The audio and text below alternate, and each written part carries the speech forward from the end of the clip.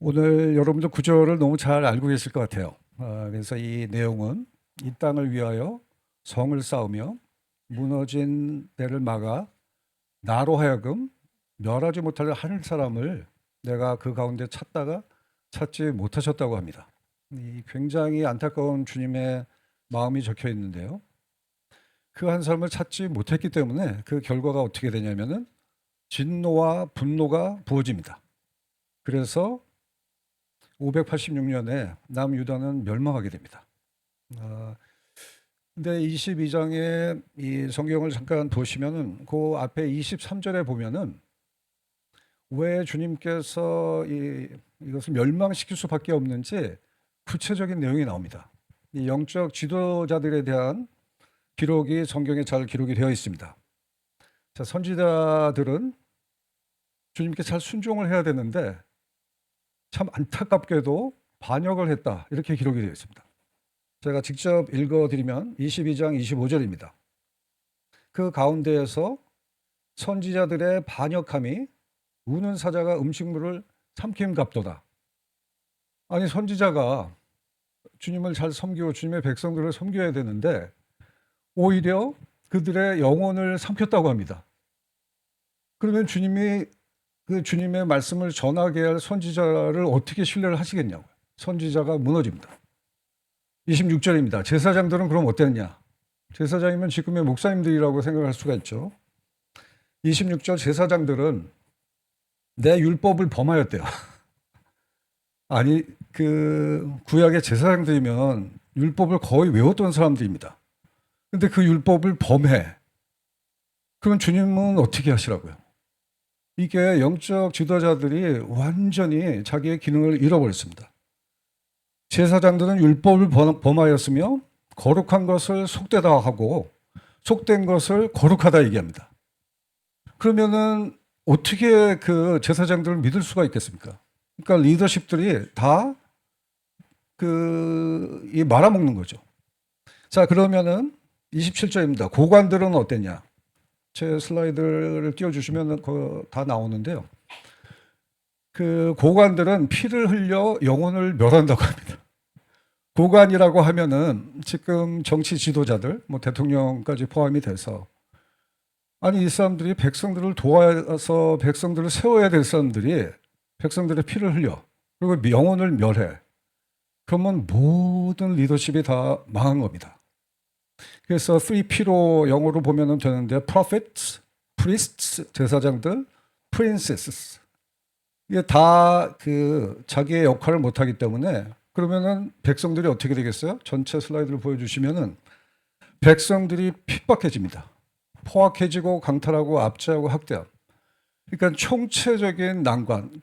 이렇기 때문에 이런 상황에서 도대체 이 나라를 세울 성벽을 재건할 그리고 성벽의 틈을 막아설 한 사람을 찾으시는 하나님의 마음이 이 성경의 내용을 보면은 확 우리 마음에 와서 닿는 거예요. 그래서 주님께서 이 기록을 남기셨구나. 그걸 알 수가 있는데 이 에스겔서는 언제 쓰여졌냐면은 그 포로로 갔는데 1, 2, 3차가 있습니다. 그래서 첫 번 포로는 다니엘이 갔고요. 두 번째 포로로 에스겔이 가게 됩니다. 근데 진짜 멸망한 거는 586에 멸망하기 때문에 멸망할 때는 지금 에스겔은 어디에 가 있어요? 이스라엘 땅에서부터 지도를 보여주시면 저쪽 그발 강가 에스겔서 1장 1절에 보면 그발 강가에 서서라는 내용이 나오기 때문에 이미 에스겔 선지자는 또한 제사장이기도 했습니다. 그러니까 투 포지션을 같이 갖고 있었는데 이분은 고토를 떠나서 이미 그발 강가에 여기 보시는 것처럼 이 가서 멀리 있는 조국이 멸망한 걸 다 듣고 보고 그랬던 사람입니다. 그러니까 얼마나 억장이 무너지겠습니까? 그래서 이 성 무너진 데를 막아서서 하는 주님의 간절한 마음을 에스겔이 너무 잘 알고 있는 거예요. 그래서 멸망합니다. 7이 586년에 북이스라엘, 남이스라엘이 그래서 멸망을 해버립니다. 그러면은 그 다음에는 어떻게 돼요? 그 다음에는 여러분들이 잘 아시는 것처럼 제2 성전이 다시 세워집니다. 고레스 칙령에 의해서. 제2 성전이 세워지긴 했지만 이스라엘이라는 나라가 회복이 됩니까? 안 됩니까? 안 됩니다. 성전은 제2성전으로 회복이 되는데 이스라엘이라는 나라는 회복이 안 됩니다. 그때 회복이 안 된 게 예수님이 역사상에 등장을 하셨을 때 예루살렘이라는 나라가 회복이 됩니까? 안 됩니까? 안 됩니다. 그래서 바사, 페르시아 제국 쭉 넘어가서 로마 제국이 되기까지 이스라엘은 나라가 독립된 나라로 서지를 못합니다. 자, 근데 성경에는 어떻게 예언이 되어 있냐면은 이사야서 그리고 오늘 보고 있는 에스겔서, 에레미야서에 보면은 먼 장래에 대한 예언이 적혀져 있습니다. 내가 반드시 나의 백성들을 고토로 다시 모을 것이다. 이사야에서는 동서남북에서 모을 것이다. 에스겔서는 한 민족과 한 왕을 회복할 것이다. 그리고 제레마야에서는 남은 자들이 돌아오게 될 것이다. 그래서 보면은 어떻게 되어 있냐면은 내 자손을 동서남북에서 오게 돼서 내 아들들을 먼 곳에서 이끌어 올 것이고 내 딸들은 땅끝에서 오게 할 것이다. 이게 성경의 이스라엘 나라의 그리고 이스라엘 유대인들의 회복에 대한 예언의 말씀입니다. 그 다음에 에스겔서에 보면은 내가 이스라엘 자손을 잡혀간 여러 나라에서 인도할 것이다. 사방에서 고국 땅으로 데리고 가서 그 땅 에레츠라고 하면은 이스라엘 나라를 얘기합니다. 이스라엘 모든 산에서 그들이 한 나라 고의 에하드를 이루어서 한 임금이 다스릴 때가 반드시 올 것이다라는 예언이 있습니다. 그다음에 제레마야를 보면은 어떻게 기록이 되어 있냐면은 그 옆에 문장을 보여주시면 그 중에는 맹인과 다리 저는 자들이 함께 고토로 돌아올 것이다. 배가 불른 잉태한 여인들도 해산한 여인들이 함께 돌아올 것이다. 이게 진짜로 이루어집니다. 나중에 이스라엘 땅에 고토로 동서남북에서 많은 사람들이 올 때 해산한 여인들도 배를 타고 옵니다. 그래서 이스라엘 흩으신 자가 주님께서 그들을 다시 모으신다. 마치 양떼를 목자가 모으듯이 그렇게 하신다는 예언의 말씀이 있습니다. 자, 그렇게 예언의 말씀이 있다는 걸 우리도 잘 아는데 더 잘 알고 있는 사람이 누구일까요? 당연히 유대인들입니다. 그래서 저는 이스라엘에 다닌 지가 2008년부터 다녔고요. 쭉 이스라엘에서 선교사로 있으면서 한 번은 제가 우리 얼마 전에 6월 6일 현충일이었었는데 이스라엘도 현충일을 기념식을 합니다. 그게 이제 애미니션 힐이라는 곳에서 하는데요. 이 애미니션 힐이 어디에 있냐면은 저기 하일 이렇게 써 있는 게 이게 올드 시티입니다. 저 주황색으로 이렇게 네모 박스 친 게. 그다음에 예루살렘이라고 써 있고 거기서 조금만 올라가면 거기가 애미니션 힐이라는 곳이 있습니다. 거기서 이제 현충일 행사가 이렇게 진행이 되고 있었어요.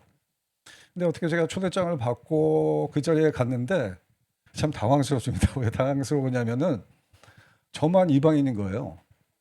전부 유대인이고. 그래서 어떻게 하게 되냐면 거기 이 행사는 영어하고 히브리어로 진행이 된대. 그러니까 박사님 가셔도 괜찮을 거라고.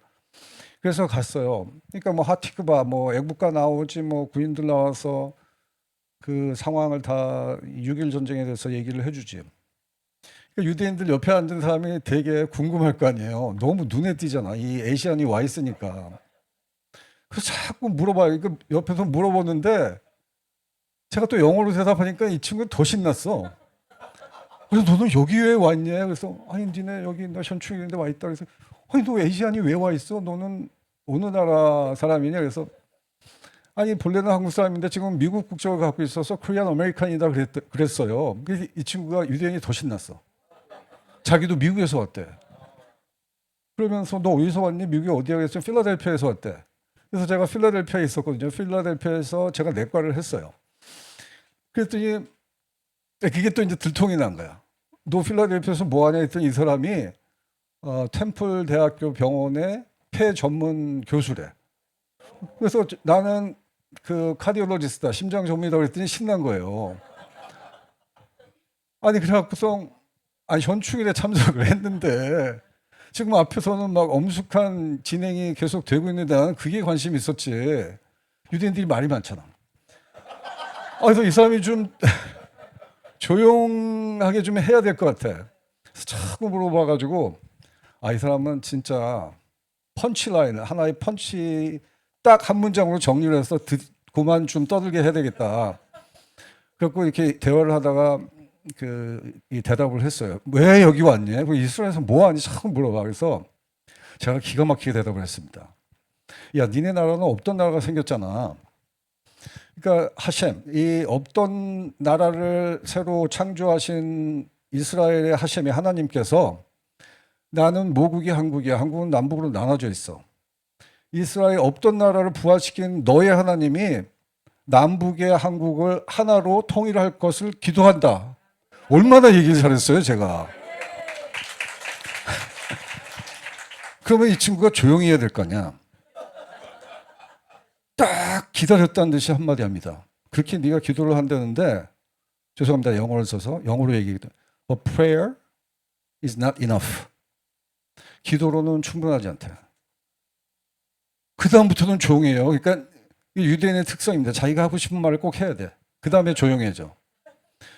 근데 그때 이제 현충일에 현장에 참석했던 것도 감격이었지만 집에 가서 그게 안 잊어버리는 거예요. 자꾸 이 사람이 그게 프레어이스나 기도만은 충분하지 않다고 그러기 도대체 무슨 소리냐. 그게 이겁니다. 이걸 여러분들이 하고 계세요. 기도를 전심으로 하다 보면은 뭘 해야 될지를 성령님이 가르쳐 주십니다. 그래서 얘가 도대체 무슨 소리 하나. 그래서 이제 이스라엘의 건국의 역사를 보니까 딱 그걸 기도로, 아니 유대인들이 본인들이 얼마나 간절하겠어요. 나라를 잃어버렸는데. 성경에 예언도 되어 있어. 그래서 기도만 하다가 이 딱 한 사람이 치고 나갑니다. 여기 한 사람을 구하잖아요. 이 성 무너지는 막아서 한 사람을 주님께서 구하시는데 역사에 등장합니다. 그게 세오도르 헷젤입니다. 이 사람은 평범한 기자였었는데 이 사람이 유대인들이 핍박을 받는 것을 보고 드레프스 장교가 조그만 책을 씁니다. 그 책을 쓴 게 1896년이에요. 그게 There You Can Start라는 책을 씁니다. 그게 이 책인데요. You Can Start 하면은 Jewish State라는 책입니다. 유대인의 나라. 뭐 두꺼운 책도 아니에요. 이 책을 썼습니다. 이 책이 전 열방의 유대인들을 하나로 만듭니다. 도대체 무슨 내용인가? 이게 아주 기가 막힌 내용입니다. 마카비들이 다시 세워질지어다. 이 말은 에스더한테 하는 말이기도 합니다. 에스더 기도 같이 하는 기도의 용사들이 세워질지어다. 그 얘기나 마찬가지예요. 그러면서 모든 유대인들의 마음을 사로잡는 한 문장을 기록합니다. The Jews who wish for a state will have it.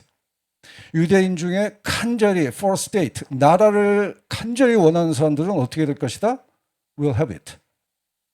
나라를 가질 것이다. 이렇게 엄청난 그 말을 합니다. 이 전체 슬라이드를 다 보여주시면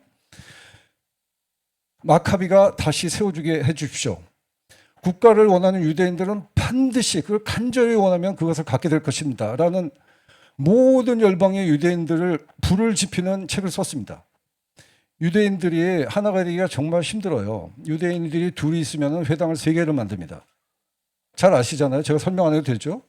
유대인들 연합하는 거, 에하드 하는 거는 진짜 힘드는데 이 사람이 그걸 이루어요. 일기의 기자였던 사람이 이스라엘의 국부가 됩니다. 그게 그 이후에 그 책이 쓰여진 게 1896년이었습니다. 1년 후에 어떠한 어마어마한 일이 일어나면 전 세계 유대인들이 대표자가 다 모여서 스위스 바젤에서 First Zionist Movement가 시작이 됩니다. 첫 번째 시오니즘주의가 형성이 된 거예요. 그래서 테오도르 헷젤이 그 주님이 기도로만 있었던 사람이 아니고 행동으로 옮겼던 사람입니다. 이 사람이 없었으면 현대 이스라엘은 없습니다. 그런 믿음을 갖고 있었고요. 절망 속에서 이게 도대체 안 되겠어. 유대인들은 우리의 나라를 가져야 되겠어. 성경에 그 근거가 있습니다. 믿음은 바라는 것들의 실상입니다. 그 한 사람을 지금 주님께서 이 한국에서 찾고 계십니다. 그 또 독특한 한 사람이 있어요. 그게 벤 예후다라는 사람입니다. 성경 말씀은 히브리어로 기록이 되어 있습니다.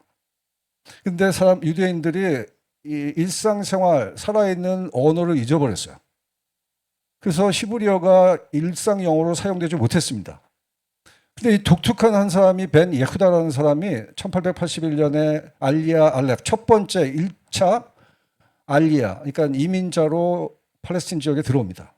이 사람이 언어학자였는데 상상도 못할 일을 합니다. 이게 애들은 이 성경을 읽을 거 아니에요. 베레시 바라 엘로힘 하면서. 그러니까 유대인들 아이들이 성경을 읽으니까 그걸 언어로 집에서 계속 쓰게 한 거예요. 히브리어만. 그래가지고서 오직 히브리어 말로만 가르치면서 이 팔레스틴, 지금 이스라엘 지역에 와가지고 세상에 죽어버린 언어를 살려버립니다.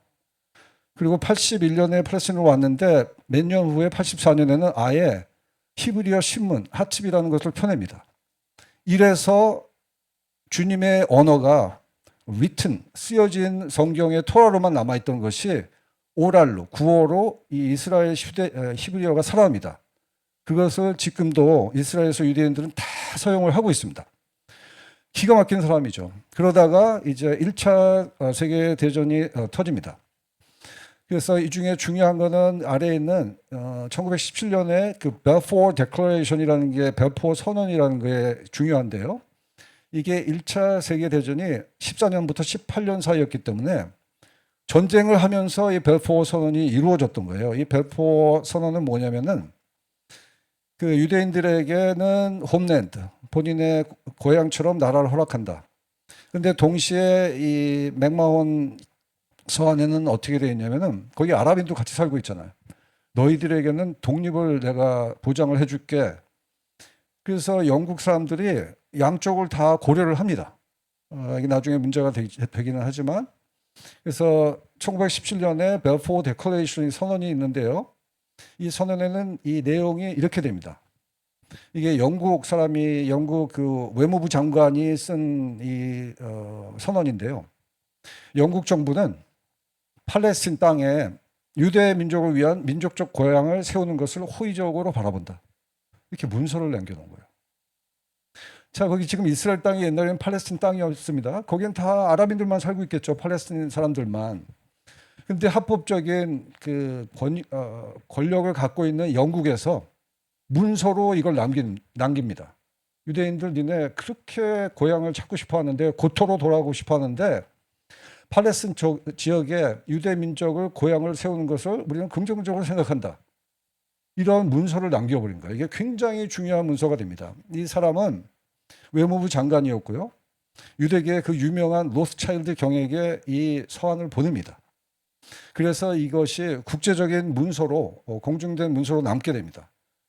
이 문서 때문에 이거는 그 전이긴 하지만 유대인들이 서서히 고토로 돌아가기 시작합니다.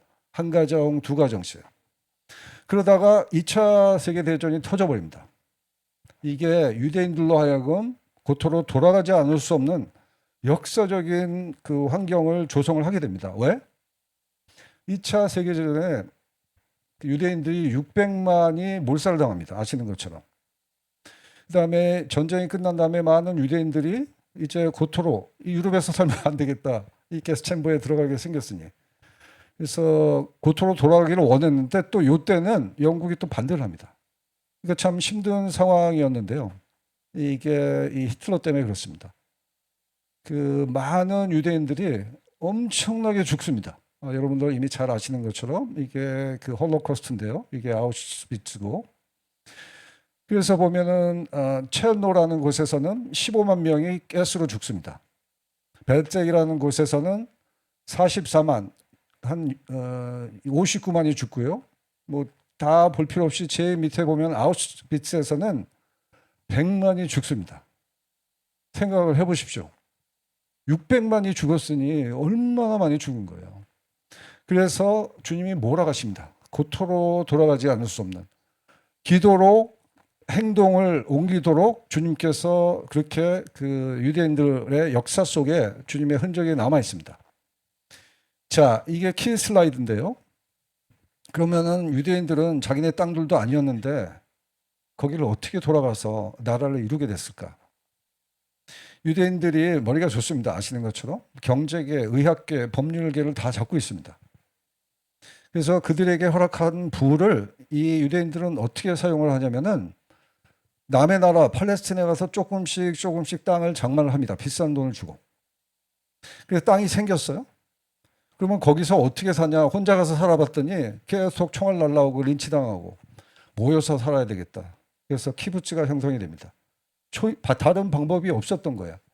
키부츠를 통하여서 그 척박한 광야의 땅을 적과 꿀이 흐르는 땅으로 만들어갑니다. 이렇게 진행이 되다가 나중에 독립전쟁을 하게 될 때는 피를 흘리면서 나라를 지킵니다. 그 과정을 잠깐 보도록 하겠습니다. 그 벨포어 선언이 있었고, 그래서 유대인들이 합법적으로 그곳에 갈 수 있는 근거가 마련이 됐는데요. 그들이 돈가방을 가지고 이게 상징적으로 그 고토에 돌아가기 시작합니다. 그래서 땅 따먹기 시작합니다. 그러면서 배 타고 사람들이 이제 이주를 시작하게 되는 거죠. 알리야라는 것은 이민을 했다는 것입니다. 알리야 하면은 올림에서 나온 말인데, 예루살렘은 이스라엘에 계신 분은 알지만 동서남북에 어디 있든지 예루살렘은 올라간다고 합니다. 높을 뿐만 아니라 거기가 영적인 중심지이기 때문에 올라라고 하고요. 그 올라라는 그 제사법도 있지만 올림 하면은 뭐 이민자들 이렇게 되는데요. 배를 타고 여러 지역에서 그곳에 들어가서 땅을 차지하면서 살기 시작합니다. 그래서 1819년, 1818년 1차 세계대전이 끝날 때쯤에는 그 고토에 6만밖에 없었습니다. 유대인들이. 그것이 1947년, 48년이 이스라엘이 독립하게 되는데 그때쯤 돼서는 60만이 그 땅에 들어가게 됩니다. 서서히 그 땅에 들어가서 그 땅을 사기 시작합니다. 그래서 첫 번째, 두 번째를 보면 이 노란색은 다 팔레스틴 거주지인데요. 두 번째 그림을 보시면 녹색으로 점찍히는 것들이 유대인들이 들어가서 그 땅을 비싼 돈을 내고, 싼 돈으로 누가 팔겠어요? 그 땅을 팔면은 아랍인들 사이에서는 배신자죠. 그러니까 딱 팔고 밤에 야간 도주를 한다고 생각하면 됩니다. 아랍 사람이 유대인들한테 땅을 판 게 알려지면 거기에 살아남을 수가 없겠죠. 하여간 그런 식으로 그렇지만 합법적으로 땅 문서를 유대인들이 구입을 해서 그 고토에 드디어 정착이 시작이 됩니다. 그래서 그들이 하나님께서 주어지신 그 부를 어떻게 사용을 했냐면은 땅을 구하는데 그들이 사용을 합니다. 자, 우리 기도로 저희들이 나중에 이어지겠지만 우리 한국 교회의 문제는 무엇입니까?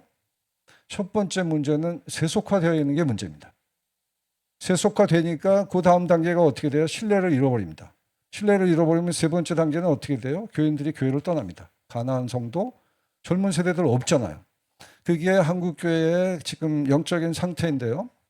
왜 세속화가 되었는지 그거는 한국 교회가 돈을 어떻게 사용하는지를 보면 됩니다. 교회의 성공이 돈의 축적으로 측정이 되는 그러한 우리가 그것을 지금 목격을 하고 살아가고 있습니다. 성경에서는 분명히 물질의 노예가 되지 말라고 말씀을 하셨습니다. 이스라엘을 통해서 우리가 이 시대에 간절히 배울 수 있는 것은 그들은 그것을 거룩한 데 사용을 했습니다. 그리고 큰 목적을 위해서 사용을 했습니다.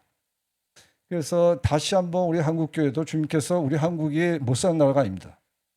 그래서 잘 먹고 잘 살게 해줬어. 그러면 이것을 어떻게 해야 될지 주님께 물어봐야 될 것 같습니다. 그래서 주님께서 허락하신 부를 가지고 주님의 나라를 세울 수 있도록, 주님의 잃어버린 백성들을 세울 수 있도록 그렇게 함이 마땅할 줄 믿습니다. 저는 이제 의사기는 하는데요. 제가 환자들한테 얘기합니다. 어떤 사람이 이렇게 뚱뚱해. 그러면은 뭐라고 했냐면 You are what you eat. 네가 먹는 대로 네가 된다고. 기름진 걸 먹으면 몸도 뚱뚱해질 뿐만 아니라 혈관에 기름기가 많이 껴요. 그래서 저는 심장 전문이니까 그러면 심장 혈관이 좁아져서 협심증도 생기고 혈관이 막히게 되면 심근경색증이 오게 됩니다. 그리고 뭐 짠 걸 많이 먹으면 그대로 우리 몸에 그게 다 드러납니다. 혈압이 올라가죠. 근데 영적으로 보면은 우리는 누구냐면은 We are what we love. 우리가 진심으로 사랑하는 것이 곧 우리가 됩니다. 우리 성도들이 교회가 돈에만 눈이 멀었어. 세속화가 될 수밖에 없습니다. 결과는. 우리가 이 초점을 이 세상으로부터 주님으로 옮기게 되면은 내가 진심으로 주님을 사랑해. 그러면 나도 모르는 사이에 어떻게 돼 있어요? 나도 주님을 닮아갑니다.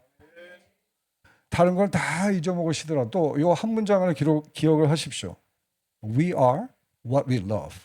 그러니까 진정으로 사랑을 하면은 그 대상이 내가 됩니다. 그래서 주님도 말씀하셨어요.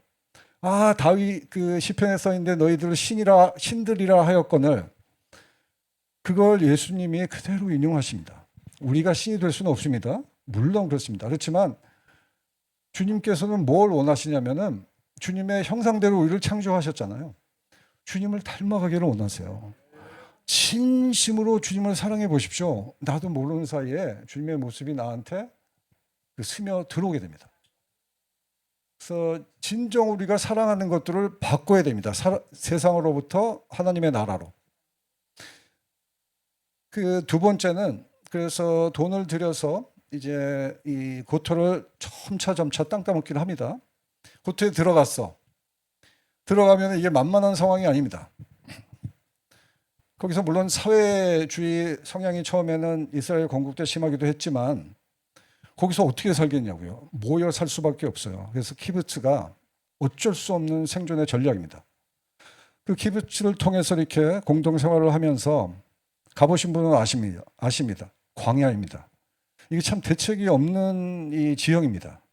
이 광야를 희망을 잃지 않고, 아니 성경에서는 젖과 꿀이 흐르는 땅이라고 가봤더니 광야밖에 없어. 그리고 주저물로 않습니까? 절대 그렇게 안 했습니다. 믿음을 가지고 성경을 이루어냅니다. 광야를 젖과 꿀이 흐르는 땅으로 만듭니다. 이게 엄청난 믿음의 그 사역입니다. 거기서 이 과실을 추수를 하고요. 이렇게 광야를 야금야금 정말로 푸르게 합니다. 조금 보십시오. 조금 좋게 됐는데 그 다음 거 보면은 점점 넓혀져 갑니다. 그 다음에 보면 이런 식으로 대추의 야자도 되어 있고, 그러니까 기가 막힙니다.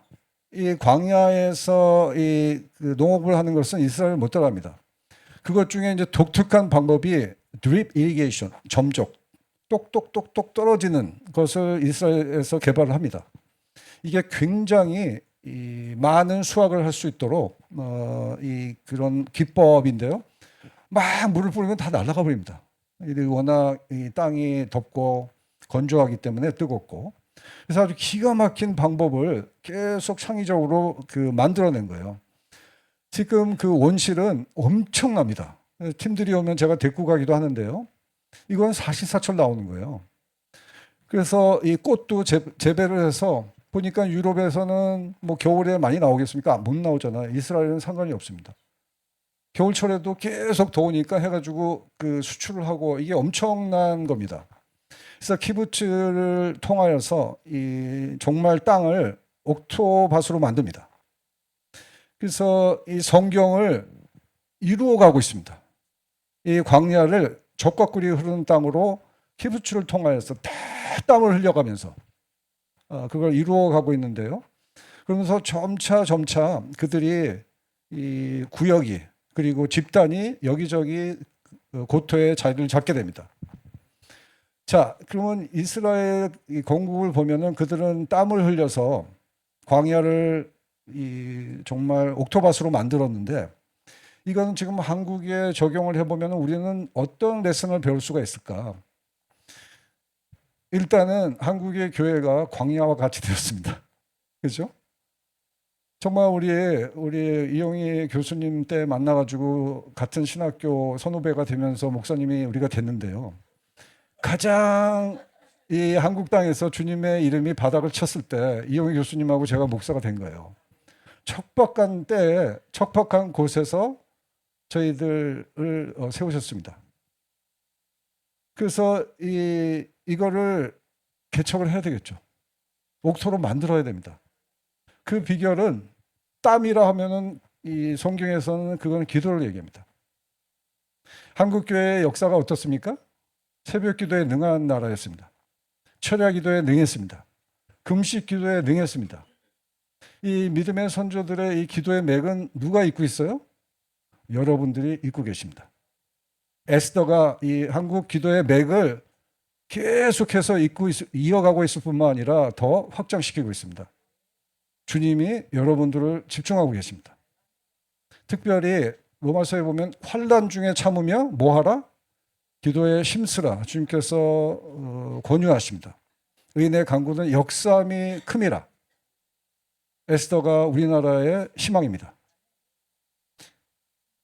이어서 어떻게 되면은 이게 상황이 만만치가 않게 됩니다. 아니 아랍 팔레스틴 적지에 들어가서 살고 있으니 얼마나 험악했겠습니까? 이제 피보기 시작합니다. 그 당시에는 요 팔레스틴 땅을 누가 다스리고 있었냐면은 이 영국 사람들이 다스리고 있었습니다. 군대가 들어가서. 왜냐하면 2차 대전에서 영국이 이겼기 때문에. 그걸 브리티시 맨데이시라고 합니다. 이스라엘 가보신 분은 알지만 이거 보면 압니다. 이게 자파 게이트입니다. 그래서 영국 사람들이 다 통치를 하고 있었는데 이러다 보니까 영국도 너무 괴로운 거예요.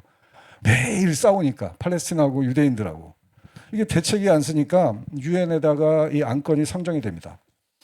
그래서 보면은 유엔에서 어떠한 그 안건을 내미냐면은 이 전장을 답사를 시키니까 이렇게 하는 수밖에 없어.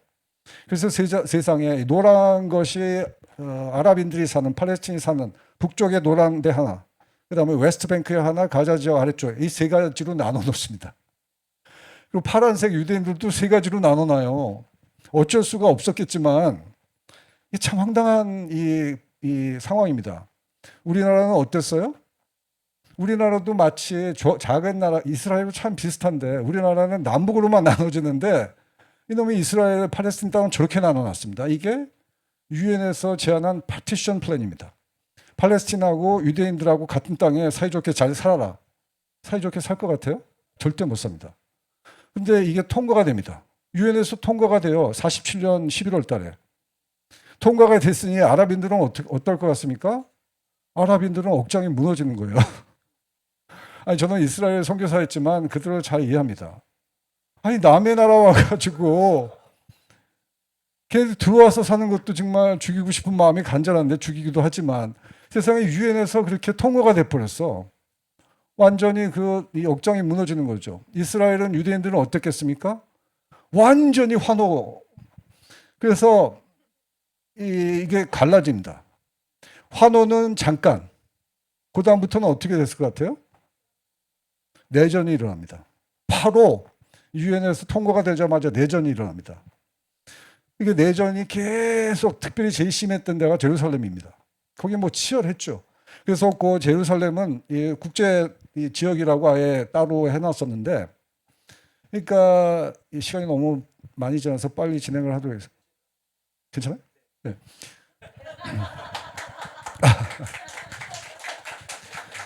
근데 그때 굉장히 리더십들이 뛰어났습니다. 벤구리온이라는 사람이 있었는데 초대 대통령인데 이게 브리티시 맨데이 이 영국의 통치가 5월 15일쯤 끝난다는데 5월 14일 날 이때가 아니면은 never now or never 지금 아니면 언제 독립을 선언을 하겠어 그러면서 저질러 버립니다. 이게 딱 한 사람 때문에 그렇습니다. 그게 벤구리온입니다. 다 많은 사람이 반대했습니다. 10명의 그 투표권을 갖고 있는 사람이 6대 4로 간당간당했습니다.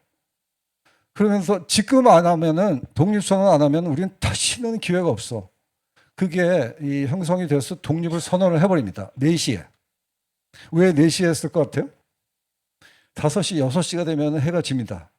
그럼 유대인들은 나라 세우는 것보다 더 중요한 게 샤밧을 지키는 겁니다. 그냥 선포를 해버린 거예요. 그래서 독립을 선언을 합니다. 독립을 선언하자마자 어떻게 될 것 같아요? 이제 제대로 전쟁이 터집니다. 주위에는 모든 나라가 기다렸다는 듯이 이제는 제대로 전쟁이 붙어버린 거예요. 그것을 1948년 아랍 이스라엘리 워, 한국말로 하면은 제1차 중동 전쟁이 터져버립니다. 그래서 독립하자마자 주위에 있는 모든 아랍 나라들, 이집트, 조르단, 시리아, 이라크 단체로 공격을 합니다. 근데 이 전쟁이 만만한 게 아니었는데요. 미국이 돕습니다. 미국이 굉장히 중요한 역할을 합니다. 그 미국의 대통령이 트루먼 대통령입니다. 이분은 우리나라에도 연관이 있고요. 굉장히 이 중요한 역할을 많이 했던 사람입니다. 1945년에 원자탄을 일본에 투하를 하면서 전쟁을 마무리했던 대통령이었을 뿐만 아니라 1948년에는 이스라엘이 독립을 선언하자마자 얼마 만에 11분 만에 바로 그것을 동의를 해줍니다. 그러니까 막 대군을 얻은 거예요, 이스라엘이. 그리고 그때 국제적인 상황에서 독특하게도 러시아도 동의를 합니다. 그러니까 그 너무 기가 막힌 상황이죠. 그리고 이 대통령이 한국 전쟁에 관여를 했던 대통령이기도 합니다. 그러니까 기가 막힌 대통령이 미국에 있었던 거예요. 그래서 이스라엘이 독립을 하게 됩니다.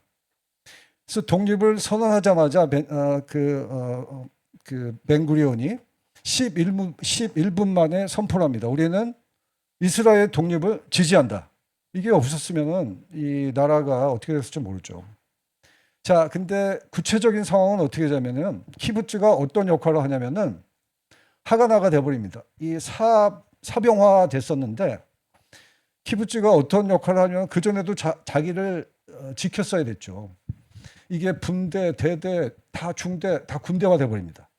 그래서 유대인들은 전쟁을 할 준비가 자기네들도 준비를 하고 있었고 다비드 벤구리온을 포함해서 지도자들이 뛰어난 지도자들이었습니다. 야, 독립선언을 하는 건 좋은데 이제 전쟁이야. 지금 놀고 먹을 때가 아니야. 그러면서 이 전쟁 준비를 잘 준비를 해왔던 것을 알 수가 있습니다. 기가 막힌 거죠.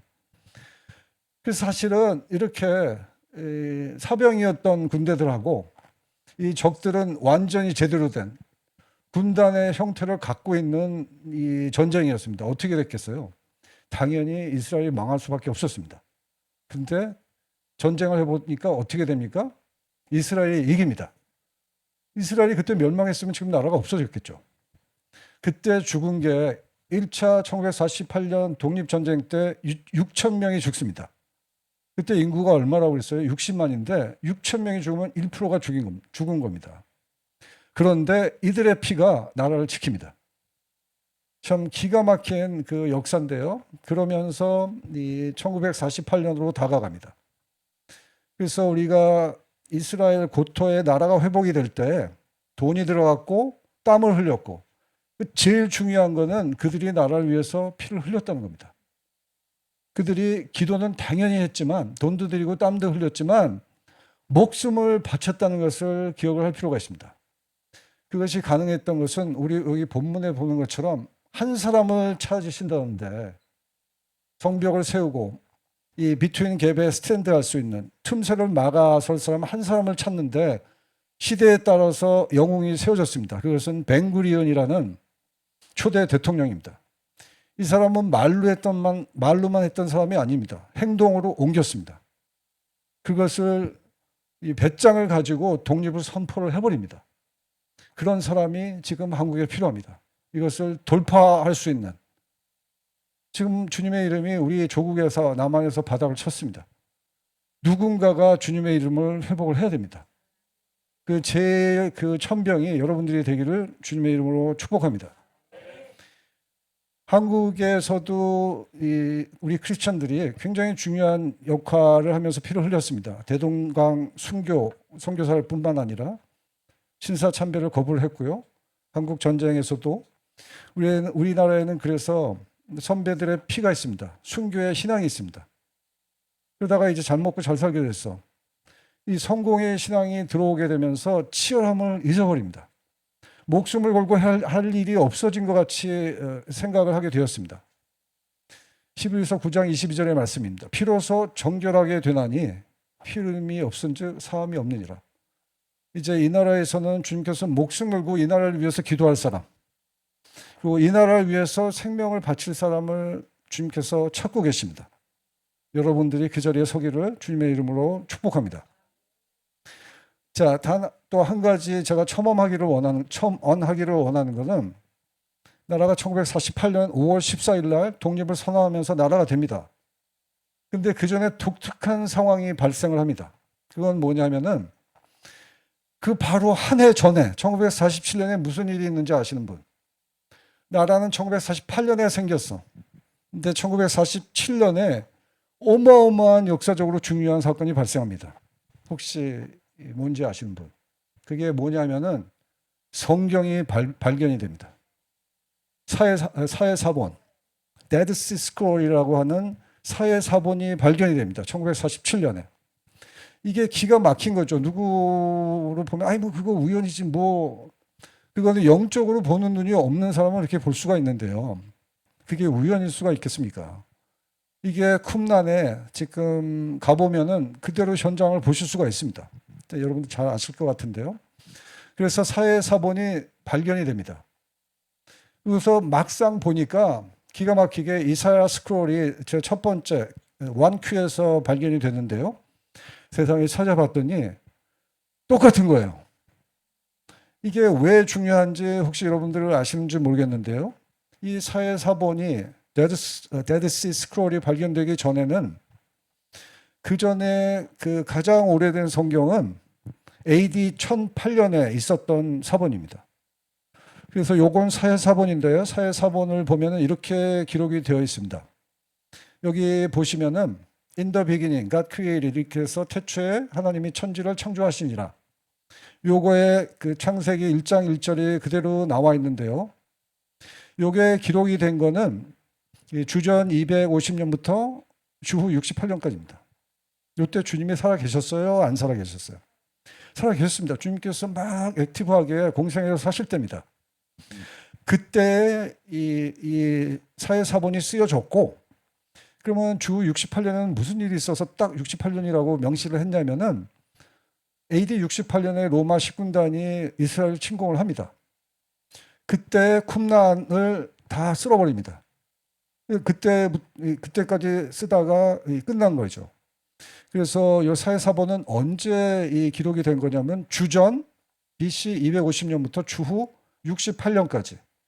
그래서 예루살렘 성전은 AD 70년에 멸망을 하지만 이 사회사본이 쓰여졌던 쿰란이라는 지역은 68년에 점령을 당합니다. 근데 요게 발견되기 이전에는 이 토라가 제대로 되어 있는 히브리어로 되어 있는 성경은 세상에 뭐 AD 100년도 아니고 500년도 아니고요. AD 1008년에 레닌그라드 코덱스가 제일 오래된 사본이었습니다. 그래서 이건 레닌그라드에 있는데요. 이것 때문에 지금 BHS라는 비블리아 헤브라이카 스투트가르텐치아 이 구약의 성경이 이 기본이 됩니다. 그러면 이 사이에 몇 년이에요? 1100년의 갭을 채운 게 사본입니다. 그래서 굉장히 중요한 역사적인 발견입니다. 요거는 레닌그라드 사본입니다. 레닌그라드 사본이 정말 정성스럽게 마소로 학자들이 쓴 건데요. 여기 보면은 베레시트, 바라, 엘로힘 이게 윗줄입니다. 그 밑에 줄을 보면은 에트, 하 샤마임, 베에트, 하 에렛 이렇게 되어 있는데요. 여기에 보면은 이 모음이 다 찍혀져 있습니다. 성경은 본래 히브리어로 써였는데 구약은 모음이 있습니까? 없습니까? 없습니다. 그 모음이 없는 걸 어떻게 하냐? 사본을 보면 진짜 모음이 없습니다. 점을 찍은 게 없어요. 요걸 보면은 베레쉿 바라가 빠졌습니다. 베레쉿 바라는 빠지고 사본 위에는 엘로힘이 보이고요. 그다음에 엣 하 샤마임, 베엣 하 에레츠는 그대로 있습니다. 그다음에 밑에 보는 것은 1008년에 그대로 아직도 레닌그라드에 남아있는 구약의 모음까지 다 적혀져 있는 이게 레닌그라드 사본입니다.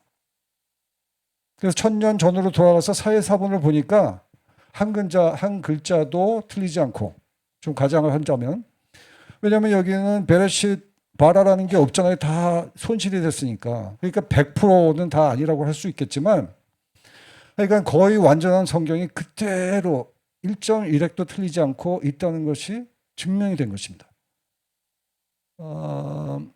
그래서 긴 얘기를 짧게 하면은 이스라엘이라는 나라가 생기기 전에 주님의 그 계획 가운데 그 성경이 먼저 발견이 됩니다. 주님의 말씀이 먼저 되고요. 그 다음에 이스라엘이라는 나라가 생깁니다. 이거는 성경의 전체에 걸친 하나의 기본입니다. 주님께서 천지 창조하실 때 말씀을 하십니다. 베레쉿 바라 엘로힘. 하나님께서 태초에 천지를 창조하시니라. 그 말씀 다음에 천지가 창조가 됩니다. 노아 때 말씀이 먼저 나갑니다. 너희들이 홍수를 맞이하게 될 것이야. 에스겔도 그 마른 뼈가 생기가 들어가서 큰 군대가 될 것을 먼저 말씀으로 떨어집니다. 말씀이 먼저고 그 말씀이 현실화가 되는 것이 성경의 기본입니다. 자, 그래서 이스라엘의 건국을 보면서 돈과 땀과 피를 보았는데요. 거기서 끝나는 게 아닙니다.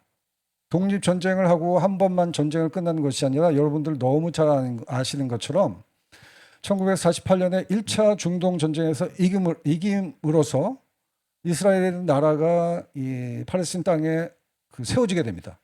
그 다음에 2차 중동전쟁이 있고요. 3차 중동전쟁이 있는데 이 3차가 굉장히 중요합니다.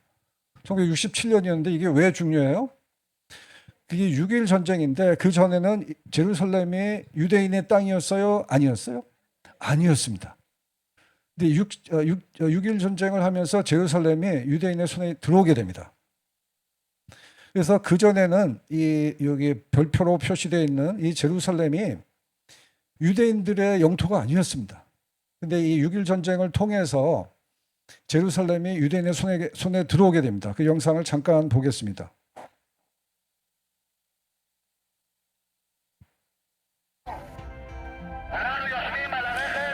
우리는 올드시리 성전산을 보고 서 있습니다. 조만간 우리가 성전산으로 진격을 합니다. 주님의 성전으로 들어갑니다. 이게 라이언스 게이트입니다. 우리가 수세대를 거쳐서 간절히 원했던 주님의 예루살렘 성전에 드디어 우리가 진격을 합니다. 이 다큐입니다. 그래서 군인들이 진짜 그 예루살렘 성전을 탈환을 합니다.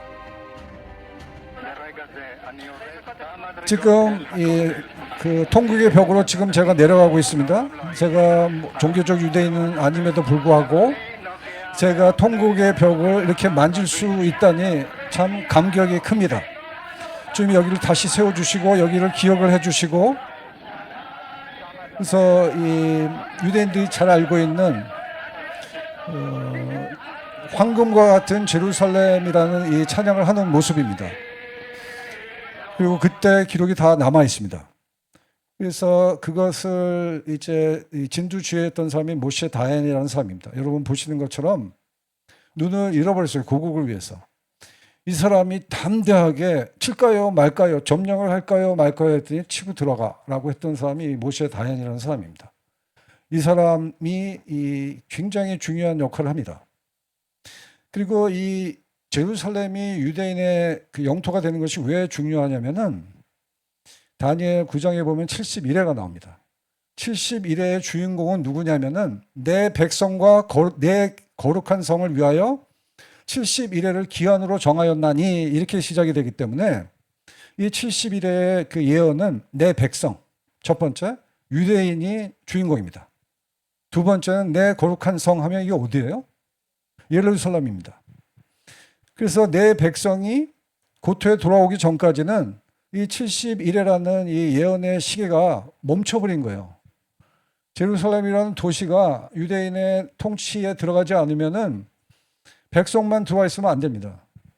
제루살렘이 그들의 손아귀에 있게 되면 이게 어떠한 그 종말의 그 예언하고 맞아 떨어지냐면은 백성이 회복이 돼야 되고요. 예루살렘이 회복이 되면 이게 어떤 일이 일어나냐면은 멈추었던 마지막 때를 향한 시계가 다시 작동을 하기 시작합니다. 이게 영적으로 굉장히 중요합니다. 예루살렘이 그 주님의 손으로 돌아온 게. 자, 그러면 거기서 끝나냐? 이스라엘은 우리보다 작은 나라잖아요. 근데 걔네들하고 우리하고 차이는 뭐냐면은 걔네들은 나라를 지킵니다. 아이언돔을 통해서 지키고요. 그다음에 데이비스 슬링, 아이언돔은 이 가까운 거리, 데이비스 슬링은 좀 중거리, 그다음에 에로우 하면 장거리, 겹겹이 나라를 방어를 합니다. 그리고 여러분들이 잘 아시는 것처럼 이 전쟁에 승리를 할 수 있는 그 비밀 병기는 정보력입니다. 모사드라는. 이 모사드의 그 모토가 뭐냐면 성경에 나옵니다. 지략이 없으면 백성이 망하여도 지략이 많으면 구원을 얻느니라. 이게 모사드의 모토입니다. 지략이 없으면 백성이 망하여도 이렇게 되어 있는데 모사드는 지략이 없으면 아미, 군대가 망한다. 그럼 나라가 망하는 거죠. 이게 모사드의 그 기본에 나오는 내용입니다. 그 제루살렘의 탈환에 중요한 사람은 이 사람입니다. 모세 다연입니다. 이런 사람을 주님께서 한국에서도 찾고 계십니다. 눈을 잃고 목숨을 다해서 이 나라를 세울 수 있는 사람. 정리하도록 하겠습니다. 이스라엘 건국을 보면 우리가 배울 게 그들은 있는 것을 다 헌신을 해서 그 큰 목적에 사용을 했습니다. 그 땅에 들어가서는 땀을 흘려서 그 땅을 주님의 땅으로 만듭니다. 그리고 때가 왔을 때 피를 흘려서 나라를 세우게 됩니다. 자, 그러면은 지금 우리 한국 교회하고 도대체 그러면 최성 교사님 도대체 이 얘기를 왜 하십니까? 우리가 이스라엘의 건국을 통해서 배울 것이 무엇인지 그 한번 우리 한국에 적용을 시켜보고 같이 기도하는 시간을 갖도록 하겠습니다. 아까 말씀드린 것처럼 뭐 수많은 얘기들이 있습니다. 근데 간단하게 정리를 하겠습니다. 수많은 한국 교회 문제들이 있고, 근데 제일 첫 번째는 구별돼야 되는데 세상하고 같이 세속화가 돼버립니다. 그러니까 세속화가 돼버리니까, 아니 세속화가 돼버리는 건 좋은데 일단 한국에서는 기업이 많이 열심히 잘하고 있잖아요. 큰 교회는 큰 기업보다 훨씬 못합니다. 조그마한 기업들도 다 재무제표를 다 투명하게 다 보여야 됩니다. 절대 한국 교회는 그걸 못 따라합니다. 아니 교회가 기업보다 못하면 어떻게 하겠냐고요.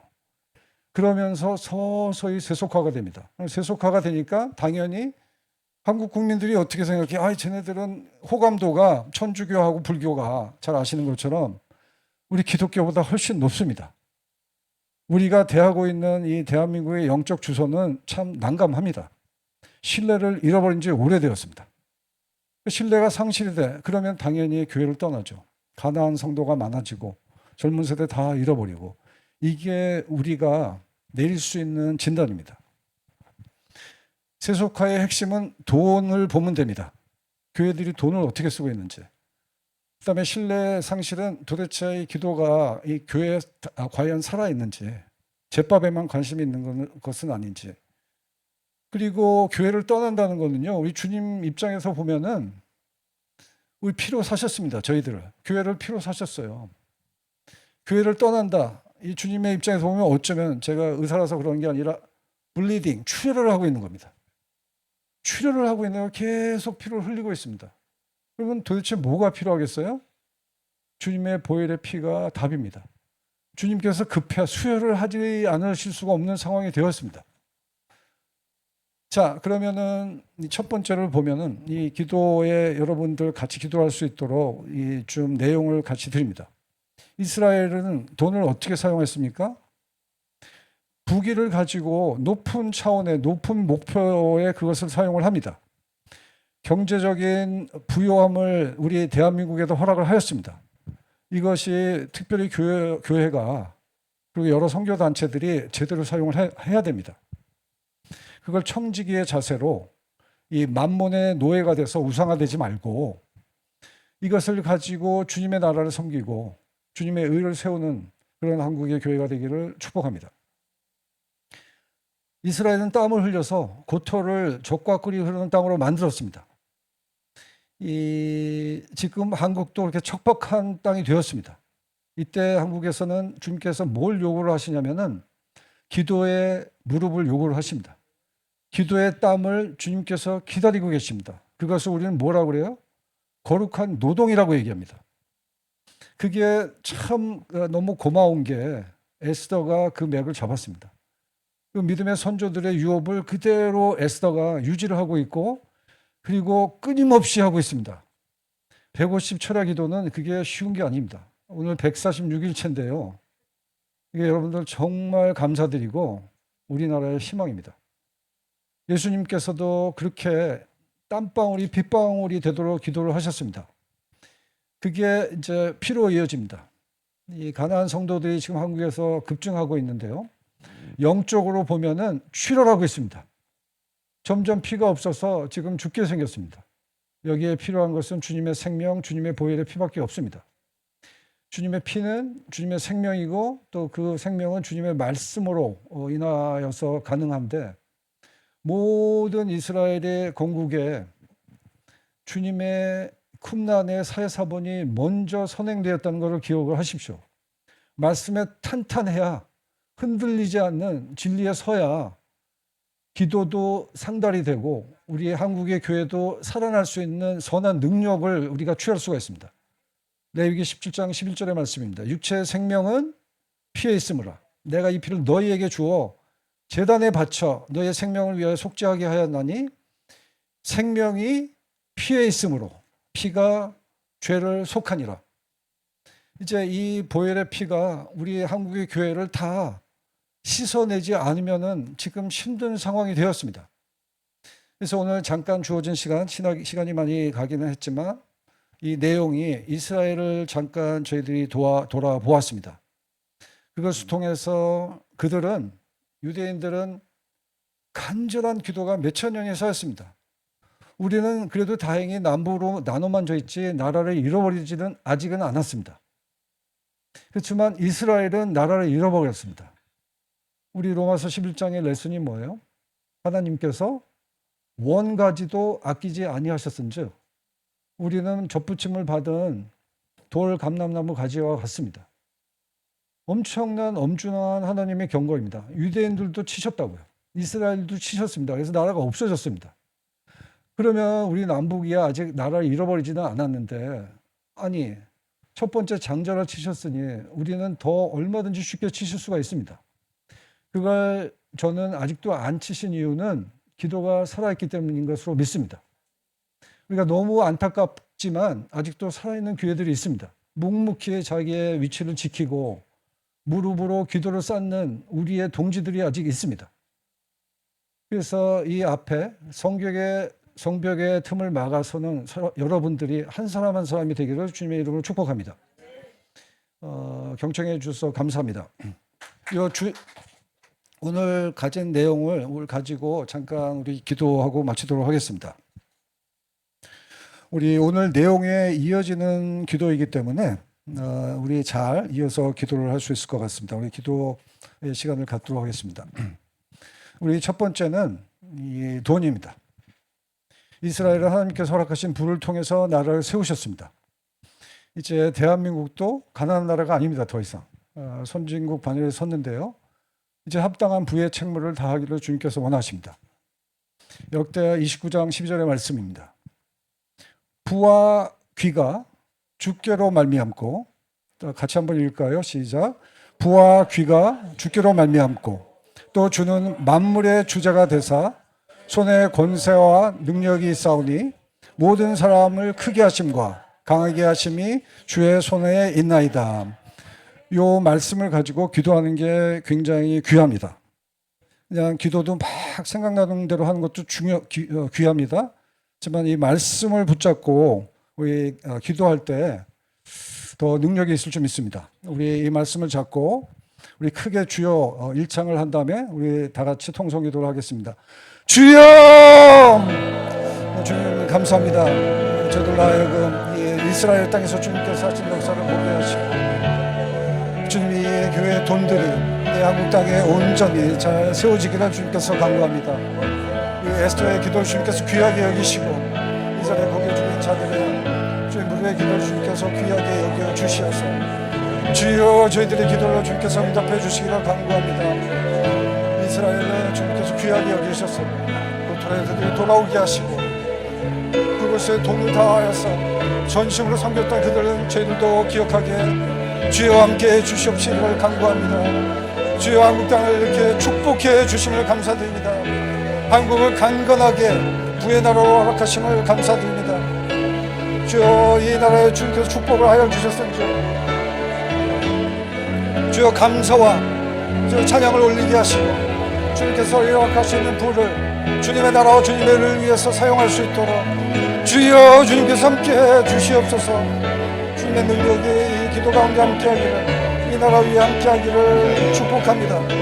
주님의 나라를 세우시고 주님의 것들을 세워주시기를 간구합니다. 주여 주님께서 주시옵소서.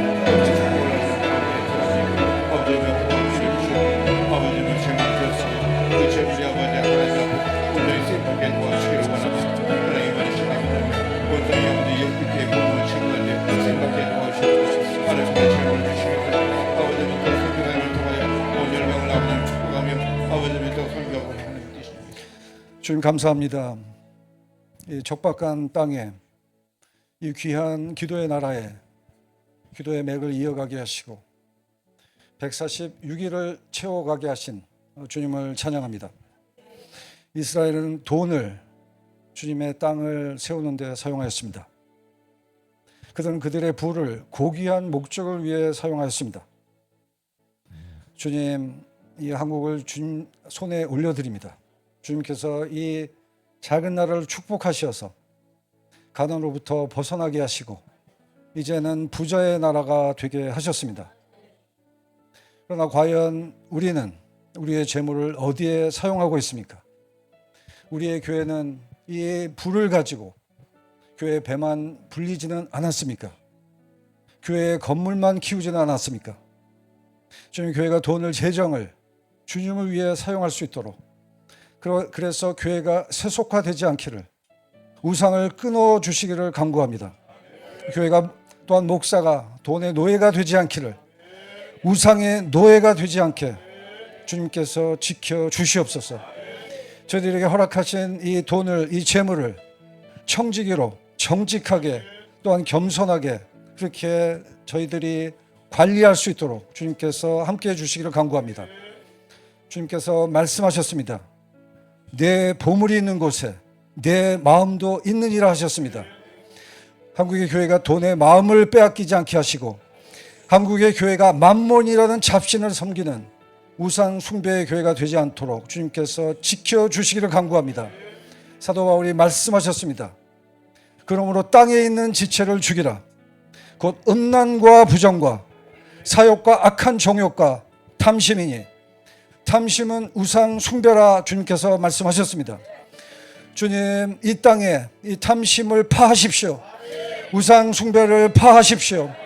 주님, 저희들이 가장 사랑하는 것이 돈이 아니라 주님이 되게 하여 주시옵시고, 그것을 우리가 간절히 원함으로 우리도 모르는 사이에 주님을 닮아가는 제가 되게 하시고 주님을 닮아가는 한국교회가 되기를 간구합니다. 주님께서 그렇게 하십시오. 저희들 다시 PPT를 보면서 두 번째 기도로 넘어가도록 하겠습니다. 두 번째 기도는 땀입니다. 이스라엘은 키부츠를 통하여서 땀을 흘려서 광야를 옥토로 개간을 하였습니다. 지금 주님께서 땀의 기도를 간절히 원하십니다. 한국의 처자 기도를 어느 교회에서 150일을 이렇게 하겠습니까? 주님의 시선이 에스더 위에 머물러 계십니다. 이 영적 좋은 기운이 우리 교회에 퍼져나가기를 간구합니다. 이제 기도의 이 바람이 이 한국의 지형을 바꾸기를 간구합니다. 누가복음 22장 44절 같이 읽겠습니다. 예수께서 힘쓰고 애써 더욱 간절히 기도하시니 땀이 땅에 떨어지는 빗방울 같이 되더라. 이 말씀을 잡고 우리 주여 한번 외치고 통성 기도하겠습니다. 주여! 주님 감사합니다. 이 한국의 땅에 주 에스더를 세워주심을 감사드리고 믿음의 선배들의 무릎의 기도와 금식의 기도와 기도원의 기도와 철야 기도와 이 새벽 기도를 철야 기도를 세워주심을 감사드립니다. 주여, 이 예수를 통하여서 기도의 영을 이 한반도에 온전히 채워주십시오. 우리 기도자들을 세워질지어다. 주여, 300용사들이 다시 살아나기를 간구합니다. 주여, 땀을 다해서 기도하게 하시고 무릎 꿇고 기도하는 이 기도의 영성이 다시 살아날 수 있도록 주여, 주님께서 함께해 주시옵소서. 한국 주님께서 기억하시고 불쌍히 여겨주시기를 간구합니다. 주여, 지금 146일을 채워가고 있습니다. 이 150일을 온전히 다 채울 수 있도록 주여, 당신의 영을 부으시고 당신의 생명을 부으시며 당신의 주셔서 말씀을 부어주셔서 주여 저희들이 기도를 드리는 기도가 하늘에 온전히 상달되기를 간구합니다. 당신의 영을 부으십시오. 당신의 생명을 부으십시오. 아버지, 이곳에서의 기도가 동서남북으로 퍼지게 되기를 간구합니다. 주여 한국의 기도의 영을 세워주십시오. 아버지, 통성의 기도를 세워주시어서 주여 이 조국의 땅이 다시 한번 살아날 수 있도록 주님의 함께하심이 함께하기를 간구합니다. 주여 에서로 급여를 축복해 주시기를, 특별히 이영희 목사님을 급여를 세워주시기를 간구합니다. 주여 당신의 기도자들을 세워주시옵소서. 아버지 감사합니다. 주님, 이스라엘은 땀을 흘려 광야를 옥토로 개강하였습니다. 이스라엘은 땀을 다하여 나라를 적과 꿀이 흐르는 나라로 만들었습니다. 주여, 안타깝게도 이제 한국은 영적인 광야가 되어버렸습니다. 이 한국은 가나안 교인으로 교인을 잃어가고 있습니다. 다음 세대가 어디에 있습니까? 아버지, 주님의 이름이 이 조국에서 바닥을 쳤습니다. 이제 한국 교회가 본연의 그 사명을 다할 수 있도록 이 기도의 영을 다시 살려주시기를 간구합니다. 이 한국의 교회가 다시 땀을 다하여 기도할 수 있도록 주님께서 허락해 주시기를 간구합니다. 주님이 조국 땅에 기도를 세워주십시오. 이 땅에 다시 초야 기도를 세워주십시오. 새벽 기도를 세우십시오. 금식 기도를 세우십시오. 중보 기도로 이 가나안 성도가 다시 주님의 교회로 돌아올 수 있기를 간구합니다. 한국의 교회가 잃어버린 영혼들을 위하여 다시 중보할 수 있도록 주님께서 함께해 주시옵소서. 여호와의 눈은 온 땅을 두루 감찰하사 전심으로 자기에게 향하는 자들을 위하여 능력을 베푸신다 약속하셨습니다. 아버지, 주님의 눈이 이 열방을 다 감찰하시다가 이 에스더에게 고정되기를 간구합니다. 아버지, 이들을 위하여, 이 에스더를 위하여, 기도하는 자들을 위하여 주님께서 능력을 베푸신다 말씀하셨습니다. 이 에스더 위에 주님의 능력을 더하십시오. 우리 에스더의 기도가 온전히 이루어지기를 예수 그리스도의 이름으로 축복합니다. 에스더는 일어날지어다. 기도의 용사들은 일어날지어다. 전쟁에 능한 300의 용사들을 다시 세워 주시옵소서. 그렇게 하실 주님을 찬양합니다. 이어서 마지막 저희들 세 번째 기도를 잇도록 하겠습니다. 이스라엘은 피를 흘려서 나라를 세우고 지켰습니다. 이제 한국도 그럴 때가 왔습니다. 지금 우리의 상황이 그것을 요구하고 있습니다. 베드로전서 이렇게 기록이 되어 있습니다. 기록되었을 때 내가 거룩하니 너희도 거룩할지어다. 이 말씀이 여러분 위에 온전히 이루어지기를 축복합니다. 이 말씀이 한국교회에 다시 한번 세워져야 됩니다. 한국교회가 온전히 거룩해지기를 간구합니다. 외모로 보지 않고 각 사람의 행위대로 심판하시는 이를 너희가 아버지라 부른즉 너희가 나그네로 있을 때를 두려움으로 지내라. 우리도 나그네일 때가 있었습니다. 일제 치하에 있었습니다. 그리고 한국 전쟁이 있었습니다. 이스라엘도 마찬가지입니다.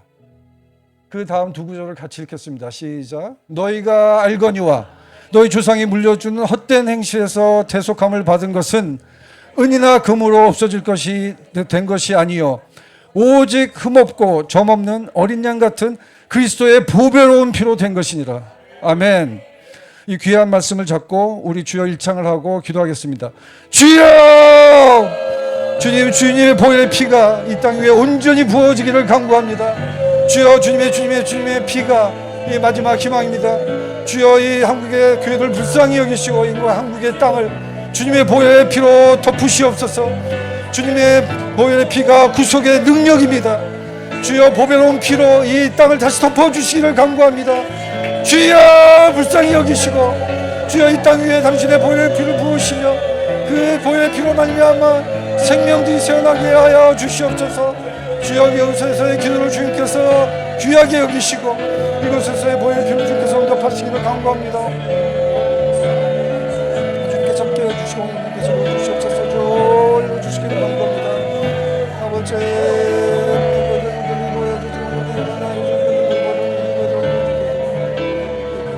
아버지, 주님께서 주신 것을 아버지,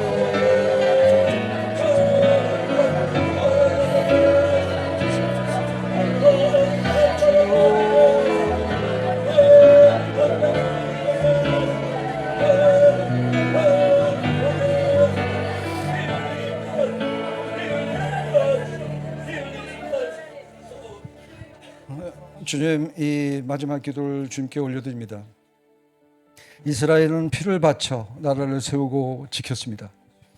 전쟁과 이어지는 전쟁 속에 그들은 피를 흘려 생명을 바쳐 나라를 지켰습니다. 주님, 우리 조국 한국은 어떻습니까? 이제 배부르고 등이 따뜻하니 이제 피를 흘릴 일이 없어졌습니까? 목숨을 바쳐 지킬 사명이 없어졌습니까? 우리가 생명을 바쳐 지킬 만한 가치는 없어졌습니까? 주님, 그러면은 잃어버린 영혼들은 어떻게 합니까? 지금 한국의 교회가 죽어가고 있습니다. 다음 세대를 잃어버렸습니다. 주님, 불쌍히 여겨 주시옵소서. 주님께서 핏값으로 사신 것이 곧 나고 당신이고 주님의 교회입니다. 주님께서 이 대한민국의 교회를 불쌍히 여겨 주시기를, 이 땅에 잃어버린 영혼들을 불쌍히 여겨 주시기를 간구합니다. 주님의 보혈의 피가 답입니다. 죄사함을 얻게 하려고 흘리는 나의 피, 곧 언약의 피라고 주님께서 말씀하셨습니다. 그리스도 안에서 은혜의 풍성함을 따라 그의 피로 말미암아 속량, 그 죄사함을 받았다 말씀하셨습니다. 주님, 저희들이 그 주님의 피로 다시 한번 이 한국의 교회가 속량함을 받기를 간구합니다. 주여 용서해 주시옵소서. 우리가 빛 가운데 행하면 우리 주 예수 그리스도의 피가 우리를 모든 죄에서 깨끗하게 하실 것이다. 주님께서 말씀하셨습니다. 주님, 이제 이 자리에 중보의 기도를 주님께서 응답하시어서 우리 한국의 교회의 죄가, 또 한국의 죄가 우리 주 예수 그리스도의 피로 말미암아 깨끗하게 사함받기를 기도합니다. 교회의 허물이 주님의 피로 말미암아 깨끗하게 사함받기를 기도합니다. 주님의 통치하심이 이 한국교회에 온전히 이루어지기를 간구합니다. 주님의 통치하심이 백두에서 한라까지 있을지어다. 주님의 통치하심이 한중 위에 있을지어다. 주님의 통치하심이 이스라엘과 이란에게 있기를 간구합니다. 주님의 통치하심이 모든 열방 위에 있기를 주 예수 그리스도의 이름으로 간절히 간구하며 이 모든 말씀 주 예수 그리스도의 이름으로 기도하였습니다. 아멘.